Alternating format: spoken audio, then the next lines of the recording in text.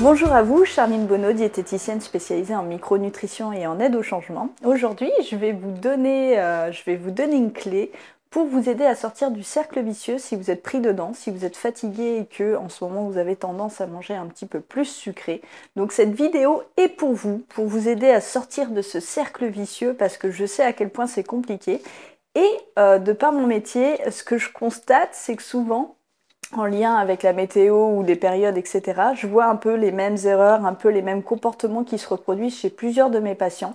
Alors je me suis dit que peut-être ça vous aiderait d'avoir justement une solution pour pouvoir sortir de ce piège du sucre, car je sais que c'est compliqué, une fois qu'on a mis un pied là-dedans, c'est compliqué d'en sortir. Donc je voulais vous donner un petit peu comment moi je fais, parce que moi comme vous, j'ai des périodes comme ça où je consomme un petit peu plus de sucre, avec des conséquences qui sont les mêmes que les vôtres.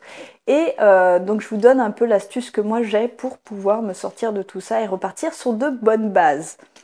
Donc ce qui est compliqué avec le sucre, c'est que c'est un véritable cercle vicieux, c'est-à-dire que vous allez commencer bien souvent par avoir un repas qui est un peu plus sucré. Donc là, typiquement avec la météo, sachant que moi j'habite en bord de mer, donc en général ce qui se passe, c'est qu'on mange un peu plus de glace, on fait des apéritifs un peu sucrés, etc.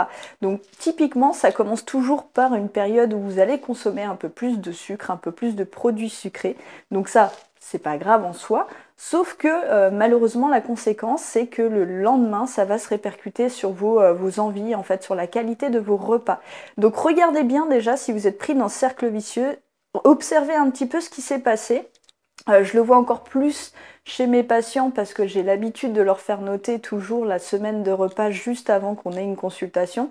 Donc ce que je constate, c'est que souvent ça part d'un repas qui a été très très sucré et le lendemain, en fait, ça fait que les gens consomment un petit peu plus sucré et ça devient l'engrenage vers ce cercle vicieux.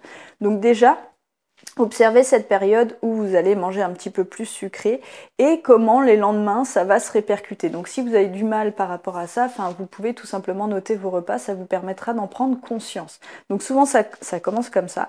Ce qui se passe ensuite, c'est que vous allez manquer d'énergie parce que quand on consomme plus de sucre, en général les lendemains vous vous sentez un petit peu plus fatigué pour plusieurs raisons.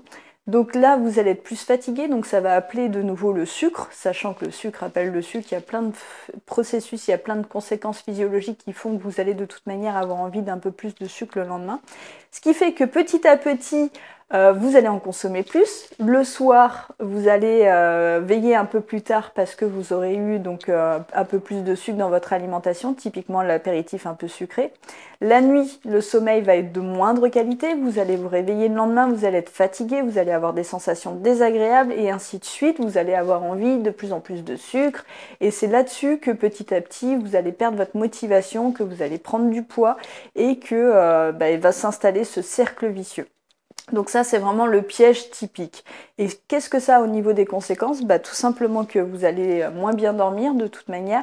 Vous allez faire aussi, donc vous allez être fatigué, vous allez avoir moins d'énergie, vous allez aussi faire de la rétention d'eau, donc vous allez prendre facilement du poids rapidement. Alors c'est de l'eau, hein, c'est pas non plus quelque chose qui s'installe durablement, mais ça suffit à vous donner des sensations désagréables qui souvent vous poussent encore plus à faire des écarts. Tout simplement parce que vous vous dites, oh puisque j'y suis là de toute manière, et puis c'est vraiment le fait de voir tous les efforts que vous avez pu mettre en place jusqu'avant s'écrouler, donc c'est vraiment une perte de motivation comme ça d'un seul coup. Alors, quelle solution, quoi faire dans ces cas-là? Eh bien, il y a une solution qui est vraiment efficace, qui est la plus simple du monde, qui est vraiment incontournable. Mais par contre, je sens que ça va pas être quelque chose qui va vous faire plaisir, tout simplement parce que c'est pas la plus agréable. En fait, la seule solution pour sortir de ce cercle vicieux, il n'y en a pas 36 000, ça va être de couper complètement avec le sucre. C'est la seule solution. Si vous décidez de couper avec le sucre pendant au moins une semaine quand vous êtes pris dans ce cercle vicieux, je vous garantis que votre énergie va revenir. Petit à petit, vous allez mieux dormir, vous allez vous débarrasser de ces pulsions de sucré. Les 3 premiers jours, ça va piquer. J'aime bien dire ce terme parce que ça parle bien en général aux gens qui essayent de mettre ça en place.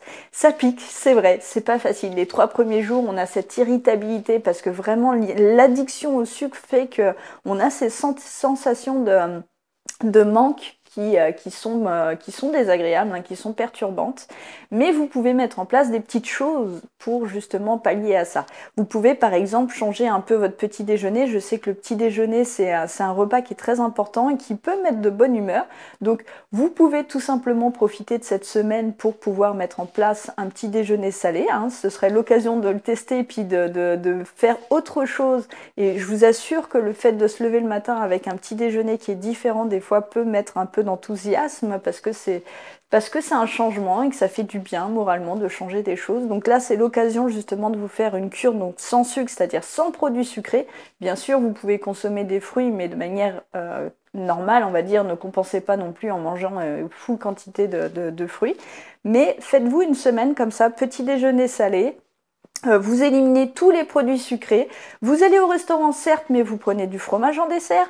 Au niveau de l'apéritif, restez sur, par exemple, un verre de vin, des choses comme ça. Limitez le sucre au maximum et vous verrez que petit à petit, en fait, les 3 premiers jours, ça va être compliqué. Puis petit à petit, l'énergie va revenir, le sommeil va être de meilleure qualité et vous allez pouvoir de nouveau avoir une relation simple et beaucoup plus détachée avec les produits sucrés. Parce que je vous dis pas non plus de l'éliminer complètement de votre vie, mais le simple fait de prendre du recul par rapport au sucre, ça vous fera du bien. Et vous allez d'autant plus l'apprécier parce que le problème c'est que quand on est dans ce cercle vicieux de sucre, c'est que non seulement on en consomme plus, mais en plus on l'apprécie pas parce que ça devient vraiment ce qui vient apaiser le manque, c'est pas ce qui vient procurer le plaisir, c'est juste ce qui vient apaiser le manque, un peu comme une drogue. Donc ça perd de sa saveur, de ce que ça vous a apporté à l'origine. Donc voilà, c'était ce que je voulais vous partager aujourd'hui. Coupez court. Vraiment pendant au moins une semaine, sachant que les 3 premiers jours vont être compliqués, mais ensuite ça va baisser vraiment au niveau des symptômes. Vous allez voir que petit à petit, vous n'allez plus y penser, mais les 3 premiers jours risquent d'être un peu compliqués. Mettez-vous en place un petit déjeuner qui va être différent. Sortez, faites de l'activité physique, dormez plus tôt aussi, c'est important parce que forcément vous avez eu des périodes comme ça où vous avez moins bien dormi, donc vous êtes forcément en carence par rapport au sommeil. Et le sommeil, ça joue énormément au niveau des pulsions sucrées. Vous pouvez utiliser aussi l'huile de laurier noble qui est vraiment une huile très intéressante pour toutes ces pulsions sucrées. Je vous recommande d'en mettre une petite goutte sur votre poignet, de le sentir de temps en temps comme ça. C'est vraiment une huile qui rafraîchit l'esprit et qui permet de couper court à ces pulsions de sucré et de vous redonner un petit shoot d'énergie comme ça au cours de la journée, ça peut aider. Voilà, donc c'est tout pour aujourd'hui. N'oubliez pas aussi si cette vidéo vous a plu, de la partager à votre entourage, de la liker et de vous abonner à ma chaîne si ce n'est pas le cas. Je vous écoute, je vous invite à laisser vos commentaires si vous avez d'autres petites astuces comme ça qui pourraient aider les autres en cas d'addiction comme ça un peu sucre. Qu'est-ce que vous mettez en place dans votre vie quand vous avez des envies de sucre pour les dépasser? Donc c'est toujours intéressant de partager vos clés. Moi ça m'apprend des choses puis ça aide les autres qui peuvent regarder. Donc n'hésitez pas à laisser des commentaires et puis on se retrouve demain pour une prochaine vidéo. En attendant, n'oubliez pas qu'un changement alimentaire ça passe par un changement global et que tout ça, ça repose sur un pourquoi fort.